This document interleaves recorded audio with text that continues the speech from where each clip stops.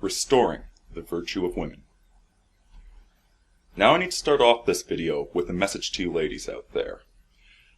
The fact of the matter is that women tend to identify with Team Woman far too readily.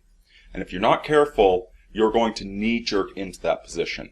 When I talk about generalizations about women, generalizations that are generally true, many of you women out there are going to be tempted to knee-jerk into defending Team Woman. I ask that you hold off from doing that. The particular reasons this is such a temptation, and why you should avoid this, we'll get to later. But for now, I'd like to address the men. Men, the degeneration of women in this society is not your fault. It's not your fault that 2/3 of divorces are broken apart due to frivolous reasons on the woman's behalf. It's not your fault that women are choosing to spend their 20s pursuing the next high with a bad boy or a drug dealer at the club, 80% of them sleeping with 20% of the guys. Even if you are one of the guys that owns every book that Roosh has published and has his day game laid quite flat, it's still not your fault. You're just giving her the option of being a whore with you. She's the one that chose to be a whore in the first place, and if it wasn't you, it'd be some other jerk.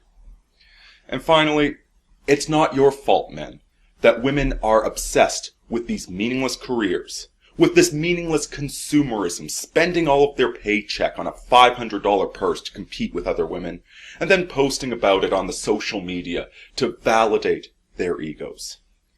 This is not your fault. Eve is the one that ate the apple, and so long as you aren't some sort of white knighting beta male Adam, this is not your fault. However, it is your problem. Women are not going to be the ones to fix the present-day woman. They're not going to be the ones to restore virtue to her. It's up to us men. What this all boils down to is the differences in the way that men and women think. See, I see so many of you guys bemoaning the fact that women are so easy to manipulate, that they're so controlled by the media. And what this boils down to is the difference between brotherhood and sisterhood. Brotherhood is all about competition and hierarchy. Sisterhood is all about egalitarianism. Brotherhood, masculinity, focuses upon the objective truth, while femininity focuses upon the relative truth. And there's good reasons for this. As men, we need to earn our way into the sexual market. We need to justify the fact that we deserve to be fathers, so we compete with one another in an objective setting. Women, on the other hand, they have to fight to remain part of the tribe. At the heart of each woman is a terror of the day that she becomes sexually worthless. Women start out beautiful, young, and fertile, and they all grow old.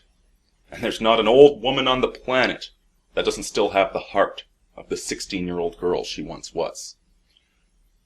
Women know this, and so while men form the hierarchy, they form the trade union, essentially fighting against the worst of male instincts, the sort of things that you see in the black ghetto, where the only women getting any attention are the young teenage ones who quickly become used up, worthless single mothers relying upon a government check. The union of womanhood is to preserve older women. It's saying that if you want to sleep with any woman, you're going to also have to support the older ladies. You're going to have to support the tribe's children. And in the ancestral environment, this worked quite well. But in this present-day environment, what we're seeing is this relative truth being completely exploited. See, men, we like the objective things. We like things like math, science, video games, things that are measurable, things that are absolute.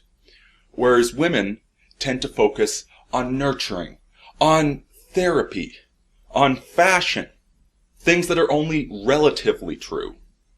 And so with the consumer culture that we have nowadays, it is so easy to manipulate women. See, you tell them a story with the commercial. You tell them a story about how this product is the cool new thing and everybody's doing it. And women, trying to conform, will buy that product. They'll buy the latest fashion. They'll get a mortgage for a house they can't afford because the TV told them to do it. Now with the marketers, see, they're amoral.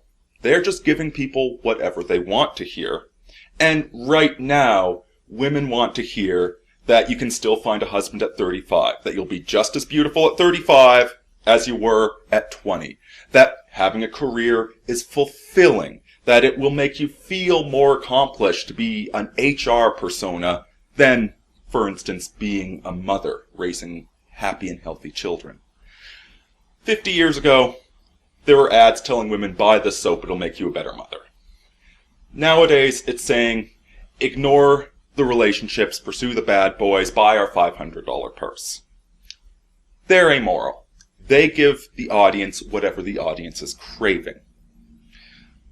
The real culprits behind all of this, the real culprits behind the degradation of the modern woman, are the female mouthpieces behind all of this.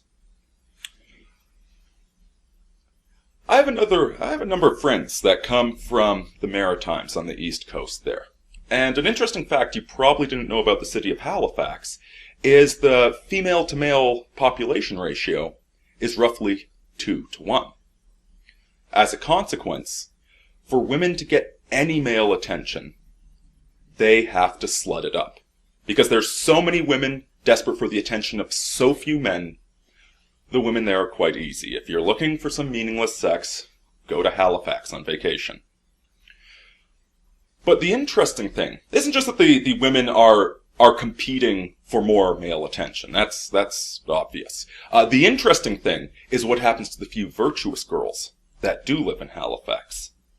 See, if you're a virtuous girl in Halifax who doesn't want to be a slut, who doesn't want to sleep with 20 guys before your 25th birthday, all the other girls pick on you. See, all these other girls have slept with 20 guys, 30 guys, 50 guys, and they don't want to be the only one. They want to lower all women to the same level. Once upon a time, women tried to raise up their sex. They tried to demand that women stay virgins. Nowadays, the inmates are running the asylum. In Halifax, it's the slutty women bullying any girl that isn't a slut. But in our day-to-day culture, if you look at the HuffPo, if you look at XO Jane, it's the damaged and sexually worthless women who are setting the standard. It's the feminists that hate men because they had a bad father. Or it's the sluts that went sleeping with all the bad boys in their 20s who are trying to normalize that, trying to say it makes them a better wife, and thus encouraging all other girls to be sluts. It's the women in the tech fields who are completely incompetent at their jobs that are trying to demand more affirmative action. And ladies, this is where I'm bringing it back around to you again. The sort of women that watch my videos that are in the audience here, you're the decent women. You're the women that if you're in the tech field, you're actually good at your job. And 10 years ago, if you met a woman in a tech field, a female engineer, female video game developer, whatever, you knew she was good. There was no affirmative action back then. You didn't worry about sexual harassment complaints from her. You knew she deserved a spot at the table. But in these days, with the Anita Sarkeesians, with all these feminists showing up in the tech circles, women are gradually getting excluded. Doesn't matter if you're competent. Nowadays, there are so many incompetent women in the tech fields, so many women that are far too willing to phone up HR and make a sexual harassment complaint, that men are getting paranoid. 10 years ago, when men dominated the field, there was no old boys club. Today, one is reappearing. And women in these tech fields, they know they have to go out of their way to assure men that they're not feminists, because men are far too aware of how dangerous feminists in these fields are. This is the thing with the modern system, ladies, is that the worthless women, The slutty women, the fat women, or the women with horrid personalities are the ones directing the narrative. They're trying to normalize their behavior. If they can drag all women down to their level, if they can make all women equally sexually worthless, then they're not sexually worthless. They're not being excluded from the tribe. So you get this instinct, which was originally meant to protect women as they got older, to make sure that men weren't just going to be complete sexual omega degenerates, sleeping with a different woman every week, but instead that men would actually be good men that would stand by their wife and raise their children. Taking that instinct, that's pro-civilizational, but you're allowing it to be guided by the monstrosities out there. Don't knee-jerk to Team Woman, because the leaders of this dialogue, the ones with the loudest voices that sound like they stand for you, do not stand for you. Now men, this is the moaning that I hear. That, yes, women are so easy to manipulate, to be guided down this path straight to hell. What are we supposed to do about it? Well, that's the thing. The answer's in the problem itself. You are exactly right. Women do worry about what everyone else is doing. They do worry about the common narrative. And they're terrified of being called a slut. Slut walks. In this day and age, we have slut walks, where every Britney Spears, every teeny bopper, every TV show, every magazine is celebrating slutdom. Nonetheless, women feel the need to have a slut walk to prove that it's okay to be a slut. Why do you think that is? It's because, deny it as much as they like, women are terrified of being labeled with that term. They're terrified of being described as sexually worthless, as not being worthy of marriage.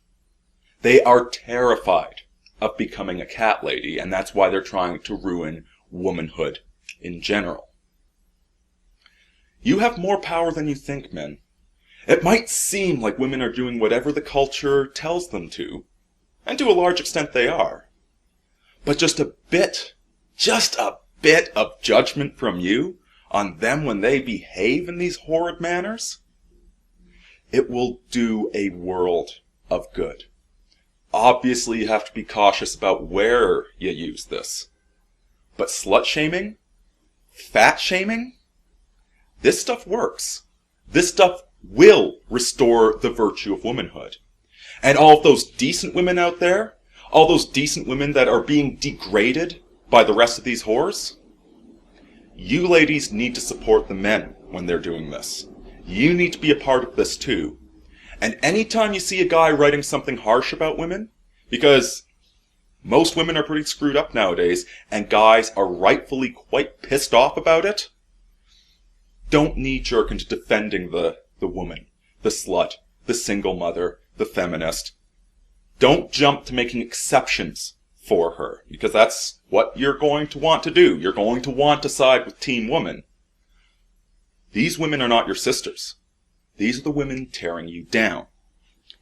Support the men, and give the men the benefit of the doubt when they say something that sounds mean.